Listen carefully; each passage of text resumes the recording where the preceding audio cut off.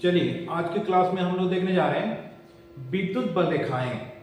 विद्युत बल रेखाएं क्या है या इसी को दूसरे नाम से हम लोग जानते हैं विद्युत क्षेत्र रेखाएं। ये क्लास 12 में इलेक्ट्रोस्टैटिक्स का चैप्टर है। तो चलिए इसके बारे में आज की क्लास में हम लोग पूरा डिटेल्स में बात करते हैं। तो चलिए विद्युत बल रेखाएं क्या है देखते हैं। देखिए विद्युत बल रेखाएं या विद्युत क्षेत्र रेखाएं ये दो नाम से जाना जाता है। इंग्लिश में इसको क्या बोलते हैं? इलेक्ट्रिक फोर्स लाइंस और इलेक्ट्रिक फील्ड लाइंस। ये है क्या, इसके बारे में आज हम लोग देखते क्लास में। तो सबसे पहले देखिए आवेश हम लोग पढ़ चुके हैं, घर्षण आवेश। घर्षण आवेश कितने प्रकार के होते हैं? दो प्रकार के। क्या क्या?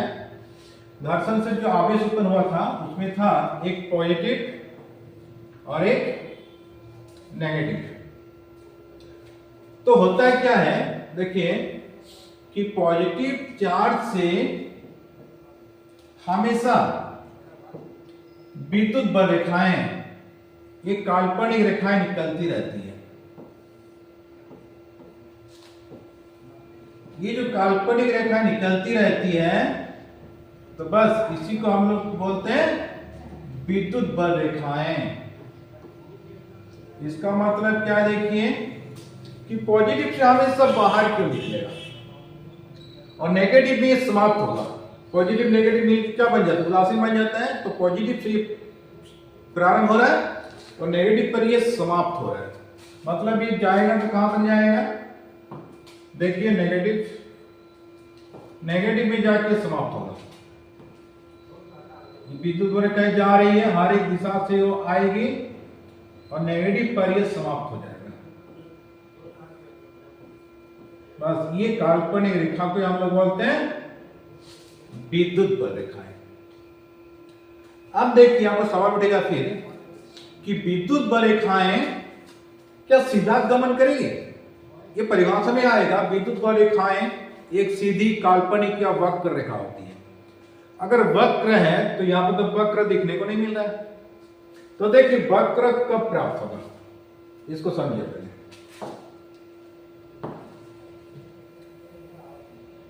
अब देखिए ये है पॉजिटिव, यहां से किरण निकल रही है।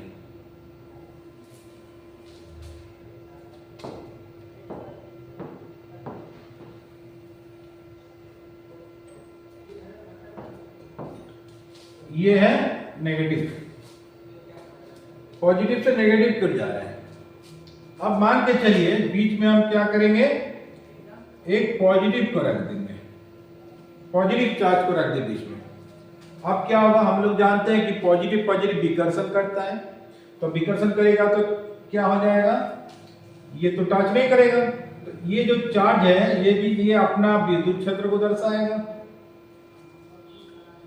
हम लोग विद्युत क्षेत्र के बारे में पिछले क्लास में पढ़ चुके हैं कि आवेश के चारों ओर का वो क्षेत्र जहां तक दूसरे आवेश को आकर्षण या विकर्षण बल अनुभव किया जा सके।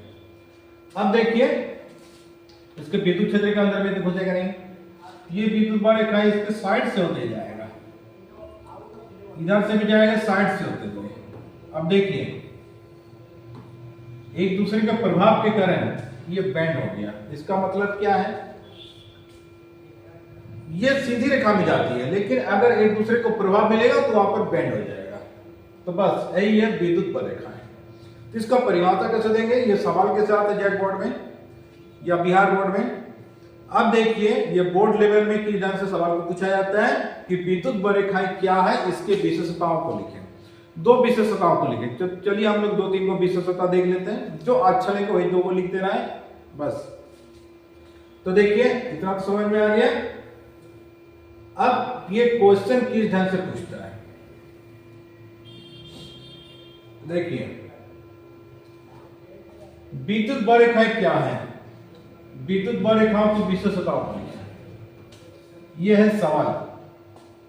इसका परिभाषा कैसे आएगा, किस ढंग से आएगा? देखिए विद्युत बल रेखा एक काल्पनिक सीधी या वक्र रेखा होती है जिस पर खींची गई स्पर्श रेखा उस बिंदु की विद्युत क्षेत्र की दिशा को प्रदर्शित करती है। इसका मतलब क्या, देखिए ये डायग्राम कैसे आया, डायग्राम को फिर से हम एक बार बता देते हैं। जैसे पॉजिटिव से ये रेखा जा रही है, कहाँ, नेगेटिव, ये तो वक्र रेखा है, एक दूसरे के प्रभाव के कारण मान के चलिए बेंड हो गया। तो इसका जो स्पर्श रेखा है, स्पर्श रेखा मान के चलिए यहां पर हम स्पर्श रेखा डालेंगे, ये यहां से डालेंगे स्पर्श रेखा, तो क्या होगा देखें तो, ये पॉइंट को मान के चलिए ए, ये पॉइंट को मान के चलिए बी, तो ये विद्युत क्षेत्र की दिशा को बताएगा।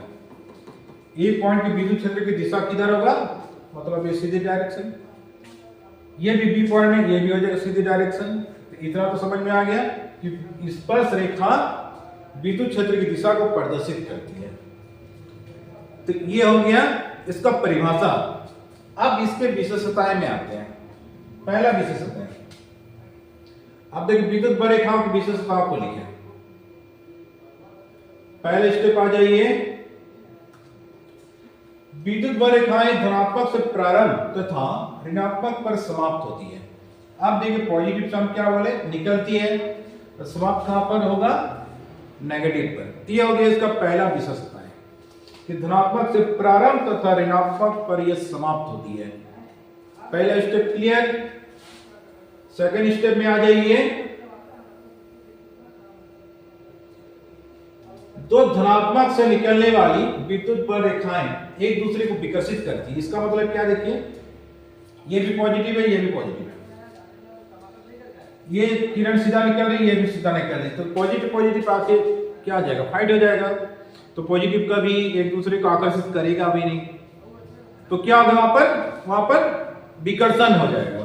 विकर्षित करेगा तो क्या होगा, ये भी भागेगा ऊपर की ओर, ये भी जाएगा ऊपर की ओर, ये जाएगा नीचे की ओर, ये भी जाएगा नीचे की ओर। ये किरण कभी आपस में नहीं मिलेगा, ये समानांतर इंफिनिटी तक चल जाएगा, कभी नहीं मिलेगा। ये जो काल्पनिक रेखा खींचे हैं, मिडिल वाला, ये बीच वाला पॉइंट बन जाएगा एंड पॉइंट, एंड मतलब न्यूट्रल पॉइंट, यहाँ पर उदासीन पॉइंट हो जाएगा, ना इधर से कोई प्रभाव आएगा ना इधर से कोई प्रभाव आएगा, तो एंड पॉइंट को हम लोग बोलते हैं उदासीन बिंदु। अब जो पीछे वाला है, ये कम प्रभाव के साथ थोड़ा कम टर्न लेगा, ये भी कम टर्न लेगा, पीछे वाला कोई प्रभाव नहीं है तो सीधा भाग जाएगा, इसलिए पीछे वाला टर्न कम, ना के बराबर, मतलब टर्न है ही नहीं, आगे वाला सिर्फ टर्न लिया। ये वाला किरण, ये वाला किरण, सामने वाला किरण ज्यादा और पीछे वाला थोड़ा कम। अब थर्ड में आ जाइए, विद्युत बल रेखाएं संतत होती है, परंतु ये कभी बंद लूप का निर्माण नहीं करती है, लेकिन चुंबकीय बल रेखाएं बंद लूप का निर्माण करती है। देखिए संतत मतलब लगातार, कंटिन्यू, लगातार चलते रहेगा। जैसे पॉजिटिव से शुरू हुआ, पॉजिटिव में जाकर ऐसा नहीं कि समाप्त हो गया, नहीं, संभव ही नहीं है, पॉजिटिव में समाप्त नहीं होगा। पॉजिटिव से निकल के फिर पॉजिटिव जैसा आएगा वो टाल देगा, वहां पर टच नहीं करेगा, ये बंद लूप का निर्माण नहीं करेगा। लेकिन मैग्नेटिक फील्ड में क्या होता है, जो हम लोग लोअर क्लास में पढ़े हैं, 10th क्लास में भी, एन से निकलती है चुंबकीय बल रेखाएं, फिर एस में प्रवेश कर जाती है, फिर अंदर में एस से एन की जाती है, तो ये बंद लूप का निर्माण हो जाता है। लेकिन यहाँ पर बंद लूप का निर्माण संभव नहीं है। बस यही था तीसरा स्टेप। चौथा स्टेप में आ जाइए, दो विद्युत बल रेखाएं एक दूसरे को कभी नहीं काटती है, दो विद्युत बल रेखाएं एक दूसरे को कभी नहीं काटती। अगर काटेगी तो क्या होगा, अगर काटेगी तो एक ही कटान बिंदु पर दो स्पर्श रेखाएं प्राप्त होंगी, जिसका अर्थ है कि उस बिंदु पर विद्युत क्षेत्र के दो मान होंगे, जो कि संभव नहीं है। देखिए डायग्राम, ये डायग्राम क्या बता रहे हैं, डायग्राम समझ में नहीं आएगा तो देखिए फिर से हम दिखाते हैं। ये पॉजिटिव है, ये पॉजिटिव है, इधर से रेखा गया, इधर से भी रेखा गया, विद्युत बल रेखा है। अब क्या होगा, एक ही कटान बिंदु पर दो स्पर्श रेखाएं प्राप्त होंगे, ये भी एक स्पर्श रेखा और इसके साथ ये भी एक स्पर्श रेखा। एक ही काटान बिंदु पर देखिए दो स्पर्श रेखा हो गया, तो इसका मतलब ये भी एक विद्युत क्षेत्र बताएगा और ये भी विद्युत क्षेत्र बताएगा, जो कि विद्युत क्षेत्र की दिशा एक सदिश राशि को दर्शाती है, विद्युत क्षेत्र की तीव्रता एक सदिश राशि को दर्शाती है, जिस कारण यहाँ पर दो क्षेत्र होगा ही नहीं। अगर ये अदिश राशि होता, विद्युत क्षेत्र की तीव्रता एक अदिश होता तो ये संभव होता है, जो कि सदिश है, जिस कारण ये संभव है नहीं, ये कभी काटेगा भी नहीं। इसलिए दो विद्युत रेखाएं एक दूसरे को कभी नहीं काटती हैं। बस ये सवाल भी कभी कभी वाइवा में अगर पूछा जाता है तो किस ढंग से पूछा जाता है कि दो विद्युत रेखाएं एक दूसरे को कभी नहीं काटती, क्यों? तो क्या लिखना है, यही वाला परिभाषा लिख देना है कि दो विद्युत रेखा एक दूसरे को कभी नहीं काटती है। अगर काटती है तो एक ही कटान बिंदु पर दो स्पर्श रेखाएं प्राप्त होंगे, जिसका अर्थ है उस बिंदु पर दो विद्युत क्षेत्र के मान होंगे, जो कि संभव नहीं है। बस यही था ये आज का टॉपिक। तो चलिए विद्युत रेखाएं इतना तो आ गया। अब नेक्स्ट क्लास मिलते हैं नेक्स्ट वीडियो में। तो चलिए आज का क्लास इतना ही।